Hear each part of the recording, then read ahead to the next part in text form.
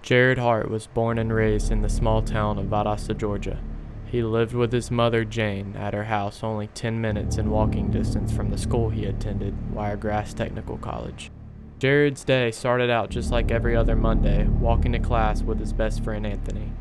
They always meet in a certain spot every day before school. It was a typical morning. Everything seemed okay when we met at our normal meeting spot that morning at 7:30. We did our normal handshake and we went to school. Jared and Anthony walked on the sidewalk having their small talk, with Anthony doing the most of the talking as usual. When they got to the school, they both went into their morning classes with a plan of meeting up again after to go grab lunch.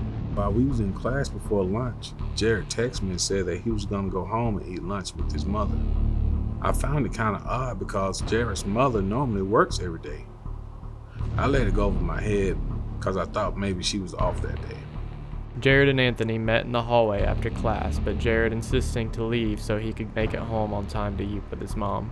After we met after class, Jared was in a hurry, so I questioned him again.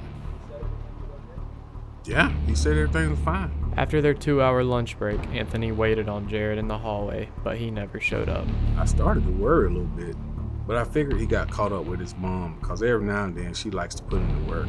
After the entire day went by, Anthony still didn't hear from Jared and began to grow even more concerned.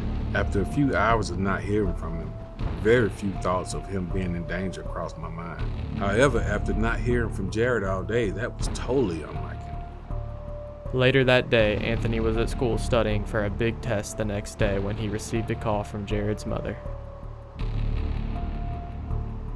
She asked if Anthony had heard from Jared at all today because he never returned home after leaving school. After his mom called me that day and told me Jared never came home, I knew something was terrible. I decided to take the route that Jared would normally take on the way home, and on the way, things got suspicious.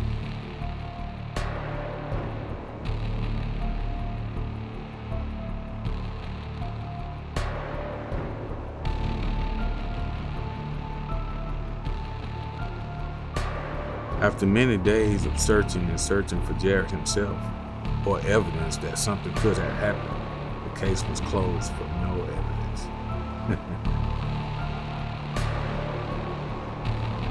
Many years and years of searching for Jared or anything that could show up to explain what happened to him. This case remains unsolved.